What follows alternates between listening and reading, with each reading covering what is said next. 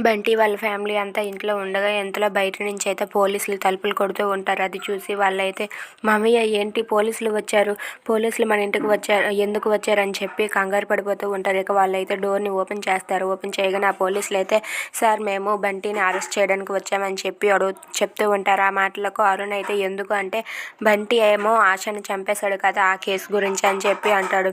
ఆశను చంపేశాడు, ఆశకి మా బంటికి అసలు సంబంధం లేదు, ఆశను బంటి ఎందుకు చంపుతాడని చెప్పి అరుణ్ అంటూ ఉంటాడు. ఆ మాటలకు ఆ పోలీసులు అయితే అవును ఆశని బంటియే చంపాడు, మాకు పూర్తి ఆధారాలు ఉన్నాయి, ఆధారాలు లేకుండా మేమేమి అరెస్ట్ చేయం కదా, రండి బంటి గారిని అరెస్ట్ చేయాలని చెప్పి అంటూ ఉంటాడు. ఆ మాటలకు బంటి అమృత అరుణ్ అక్కడ ఉన్న వాళ్ళంతా ఒక్కసారిగా షాక్ అవుతారు. ఇక అంజలి కూడా మా బంటి ఎలాంటి తప్పు చేయలేదు, మా బంటి గట్ట ఆశను చంపలేదు, ఎందుకు చంపుతాడని చెప్పి అంటారు. అయినా సరే లేదు మేము అరెస్ట్ చేసే తీరుతామని చెప్పి బంటి కాలర్ పట్టుకొని రారా నువ్వు తాళి కట్టిన మెడలోనే ఆ పిల్లని ఖతం చేస్తావా, నీ తాళి కట్టిన అమ్మాయినా చంపేస్తావని చెప్పి అరెస్ట్ చేసి తీసుకుని వెళ్తూ ఉంటారు.